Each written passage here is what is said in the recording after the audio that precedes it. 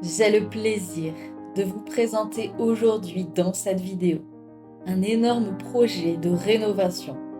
Comme vous pouvez l'apercevoir, il y a du boulot, mais un superbe potentiel. Cette vidéo est l'épisode 1 d'une longue série de toute cette nouvelle aventure que l'on va suivre ensemble. Épisode 1. Visite avant travaux. C'est bon? Hello les passionnés de déco. Ah oui, ça va peut-être beaucoup résonner. Bon, c'est pas grave. Non, pas avec le micro. Je recommence. Hello les passionnés de déco. Nous sommes dans une vidéo. Coupe. Bah non. Ah non. Bah non. Bah en plus avec les micros quand tu les as calés une fois. Oui, c'est vrai. Claque un coup dans tes mains. Hello les passionnés de déco. Bienvenue dans cette vidéo très spéciale. C'est l'épisode 1. Nous avons acheté une maison à rénover. Et dans cette vidéo, nous allons faire le tour de la maison. Il y aura ensuite une autre vidéo où on va vous expliquer ce que l'on va faire. En tout cas, on y va. On part pour toute la visite. Déjà là, nous sommes dans la partie entrée. Donc là, on a l'entrée principale de la maison. On a un très grand espace entrée ici qui prend quand même beaucoup de place. Au fur et à mesure de la vidéo, vous aurez les plans pour vous situer parce que je pense que ça ne va pas être évident pour vous de bien comprendre la maison. Elle est relativement atypique et c'est pour ça que dans ce projet, on va tout optimiser pour rendre la maison beaucoup plus fonctionnelle. Donc là, on est dans la partie qui était l'espace salon. On a un très grand espace ici. Là, normalement, on va faire la cuisine, mais ça, on en reparlera au niveau du projet. Mais on a un très bel espace, on a une belle hauteur sous plafond. Évidemment, on va casser beaucoup de choses. Le plus gros du chantier, ça va être de refaire les planchers, puisque vous allez l'entendre dans la vidéo quand on va monter. Les planchers, ils sont vraiment à refaire. Ce qui est bien, c'est que les fenêtres sont relativement en bon état. Et aussi, on va changer le système de chauffage, donc tous les radiateurs de la maison, ils seront plus dans la maison. Et pareil, c'est en cassant au fur et à mesure qu'on va peut-être trouver des solutions d'agencement en plan, parce que par exemple ici, on a un placard, mais moi je pense évidemment qu'il y a un passage, il y a une porte ici, donc ça va peut-être nous permettre de faire une double circulation. Ça c'est pareil, on va voir ça sur les plans.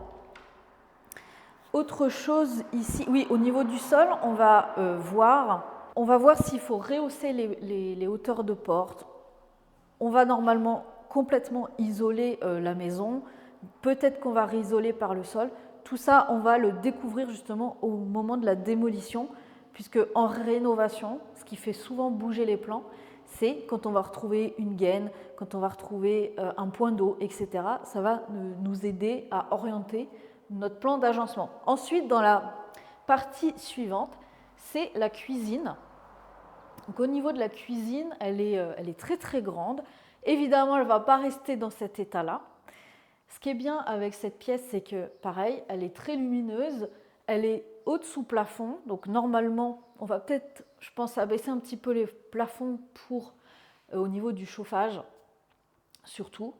Parce que c'est ce qui est recherché aujourd'hui dans les maisons, c'est qu'on n'ait pas des trop grands espaces à chauffer. Et là, dans la cuisine, ce qui est intéressant, c'est qu'on a un espace qui donne sur l'extérieur avec un jardin, avec une terrasse. Donc ça, c'est très intéressant au niveau justement de la qualité de vie, d'orienter vers les atouts évidemment de la maison. Donc là, la cuisine, elle est dans son jus, mais là, on va pas du tout garder ça comme ça. On va avoir un beau boulot de démolition.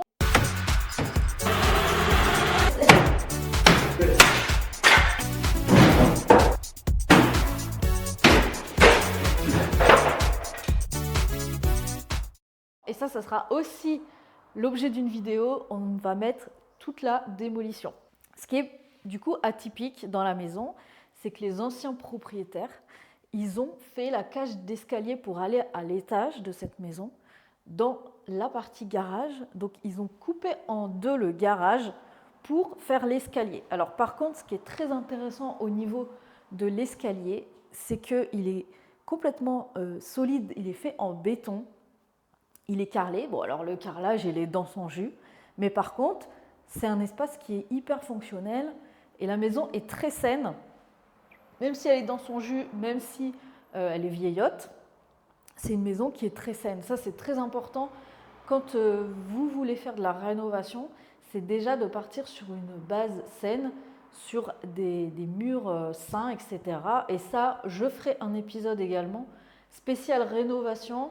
Je vais vous donner mes conseils pour choisir une maison à rénover, parce qu'il y a beaucoup de choses à prendre en compte et souvent les personnes achètent des maisons où il y a beaucoup de travaux. Évidemment, ici, il y a beaucoup de travaux, mais il y a beaucoup de choses à voir, par exemple l'état de la toiture, le système électrique, tout ça, c'est des choses qu'il faut prendre en compte quand on veut acheter une maison.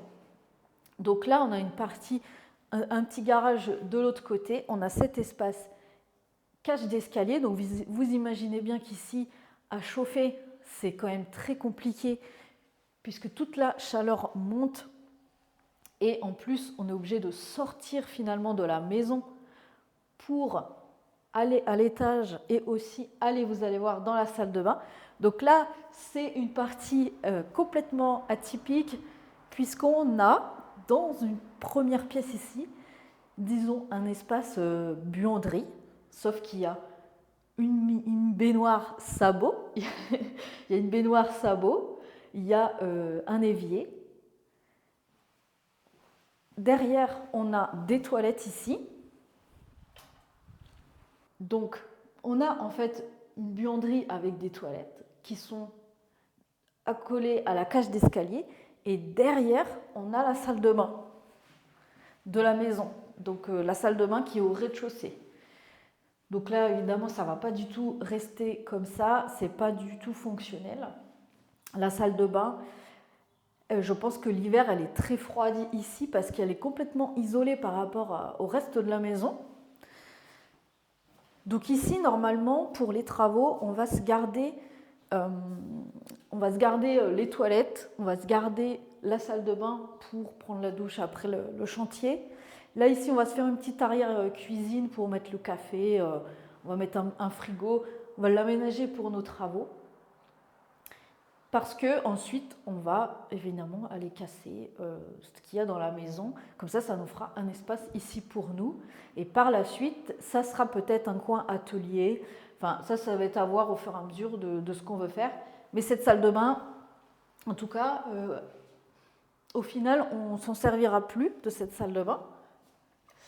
Donc, on va monter à l'étage pour découvrir l'espace chambre. Alors, à l'étage, il y a 3 chambres en tout. La particularité de la maison et des anciennes maisons, c'est qu'il y a 2 chambres en enfilade. Donc on arrive sur un palier ici qui va desservir, il y a 2 greniers. Et ici, on entre dans la maison. En dessous, on a la cuisine et le salon. On a un espace palier ici qui va desservir une salle d'eau, les chambres en enfilade, et on a une chambre ici qui était la chambre, je pense, principale. Pareil, on a une belle luminosité. Bon, les sols, je ne sais pas si ça va se voir à la caméra, mais ils ne sont pas droits du tout. Donc là, moi, c'est la partie que j'attends un petit peu dans la démolition, c'est de casser le sol et de voir comment c'est en dessous. Mais en tout cas, on ne peut pas du tout laisser ça comme ça. C'est très important quand vous faites une rénovation de penser à l'acoustique, à l'isolation phonique, que ce soit au sol et au mur. Ça, c'est très important pour le confort de vie. La particularité de cette chambre, c'est qu'on a le mur de la salle de bain, la cloison de la salle de bain, qui arrive sur une fenêtre. Et donc là, ça, c'est pas possible de garder ça comme ça. C'est vraiment dommage en plus. Donc ça, pareil, on va casser, on va forcément casser. On peut peut-être avoir des surprises, mais non, ça normalement, c'est de la cloison, donc il n'y a pas de problème. Et je pense que toutes les chambres étaient en enfilade, puisqu'ici, on a un placard. On a un placard. Ah, je pourrais même me mettre dedans. Et effectivement, c'est de la cloison. Donc là, on va pouvoir aussi... J'ai commencé déjà à dessiner les plans et je pense qu'on va pouvoir trouver d'autres systèmes de circulation pour les espaces chambres ici. En tout cas, ici, ça va complètement être un plateau vide. On va refaire tous les planchers. On va pouvoir préciser quand même que ça fait depuis janvier qu'on est sur le projet. Donc c'est pour ça qu'on a déjà fait des plans aussi. Oui, on a mis du temps à trouver une maison. Et en fait, on a fait plusieurs fois, on a fait 2 visites. Lors d'une visite, moi j'ai pris les codes principales de la maison pour commencer déjà à dessiner les plans parce que, évidemment, quand vous achetez une maison, moi c'est mon métier donc c'est facile pour moi de me projeter dans des espaces et de voir les solutions qu'on peut apporter. Mais c'est intéressant quand vous allez acheter de déjà pouvoir dessiner votre projet pour voir les solutions que vous pouvez faire. Sachant que les plans peuvent évoluer au fur et à mesure, puisque comme je vous ai dit, au moment de la démolition, on peut découvrir qu'il y a une porte, on peut découvrir qu'il y a une niche. Voilà, il y a plein de choses qu'on peut redécouvrir et qui va faire que ça va réorienter votre plan. Et du coup, effectivement, depuis le mois de janvier, j'ai déjà travaillé sur les plans. Mais là, maintenant que la maison elle est à nous, tout ça, ça va être parfaitement dessiné et définitif par rapport au plan et ce qu'on veut faire. Donc là, c'était la chambre principale. Je vais vous montrer du coup de l'autre côté avec cette chambre en enfilade. Donc c'est vrai qu'on n'a pas parlé des mètres carrés, mais tout ça, vous le verrez aussi sur les plans. Mais là, on a des planchers à chaque fois, des parties de 70-77 mètres carrés à chaque fois. Ce sont des très grandes chambres pour le coup. Le problème de ces anciennes maisons, je le répète, c'est ces chambres en enfilade. Donc on a une première chambre ici, avec pareil, une belle hauteur sous plafond. À chaque fois, on a 2 fenêtres. Enfin, ici, on a 2 fenêtres, donc c'est très lumineux. Et bruyant quand les fenêtres sont ouvertes. Oui, c'est un peu bruyant. Et là, on a de nouveau une chambre avec une fenêtre, une belle hauteur sous plafond, et un petit pouce pour les anciennes propriétaires qui ont aspiré la moquette. Donc on est désolé parce que la moquette, on ne va pas la garder. Mais par contre, on a une maison hyper clean. Et c'est vrai que les anciennes propriétaires, elles ont aspiré cette moquette qu'on ne va pas réutiliser malheureusement. Si vous cherchez de la moquette d'époque. Oui, mais elle est en super état, hein, n'empêche. Oui. Tu t'en veux pas pour ton garage? Non. Donc là, je ne sais pas si... Ah, il faudrait que je fasse des plans avec... pour voir qu'on essaye de voir la... Tu sais, je ferai des plans comme ça. On essaye de voir le plancher, la hauteur. C'est pas droit. Ouais, voilà, c'est ça. En fait, ce qu'il faudrait, c'est un niveau. On met le niveau et on le met à plat. Ah, il y en a un dans la voiture. Et oui, et on montre que le plancher, il se barre, quoi. Voilà. Et là, ici, donc c'est du lino. Ce n'est pas du parquet. C'est vrai que tout le monde nous dit que c'est du parquet, mais non. Ouais, c'est très bien fait, mais c'est du lino. Donc là, moi, c'est les parties de démolition que j'adore en rénovation. C'est de voir ce qu'il y a en dessous, parce que des fois, il y a des beaux planchers à récupérer. Tu vas voir quand le lino il va être collé sur le plancher. Le problème, c'est que quand c'est collé, évidemment, là, il y a un travail de fou. Mais des fois, on peut récupérer du bois pour fabriquer quelque chose ou pour des appuis de fenêtre, pour faire des étagères. Sur un autre plancher aussi, si on a besoin. Ça se fait beaucoup aussi, c'est les murs un peu en parement bois, avec du bois de récup. Enfin, c'est ça l'avantage du bois, c'est qu'on peut le réutiliser facilement.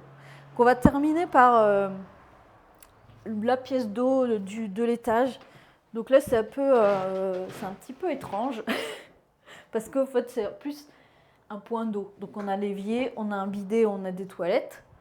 Et nous, on pensait qu'il y avait une douche ici, mais non, on a l'accès pour aller aux parties combles, qu'on ne va pas montrer dans cette vidéo, parce que pour l'instant, c'est simplement un grenier, mais ça, on en reparlera dans d'autres vidéos. Mais voilà, c'est un peu, là, c'est pas du tout fonctionnel. Et puis ça manque d'une douche ici, à cet étage.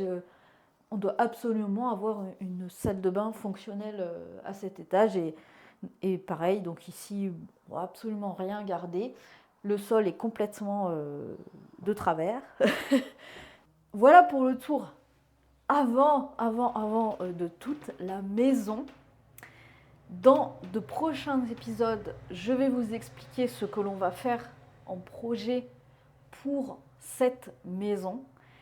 Je vais peut-être vous demander également votre avis sur certains plans, pourquoi pas. Peut-être qu'il y aura d'autres solutions, d'autres choses. Alors dites-moi ce que vous en pensez dans les commentaires. Je vais au fil des vidéos vous demander vos avis, sachant que ici, ça ne sera pas nous pour habiter, ce sera une maison que l'on va louer. Donc dans ce projet de rénovation, c'est toujours ça qui est important aussi dans votre projet. C'est évidemment d'adapter si c'est pour chez vous ou pour louer. Et là, au fur et à mesure des vidéos, je vais vous expliquer l'importance de bien choisir ces matériaux, que ce soit pour chez vous ou pour louer, mais évidemment, pour une question de budget, si c'est votre propre maison, vous allez peut-être vouloir dépenser un peu plus d'argent pour une crédence de cuisine, par exemple, pour un effet déco.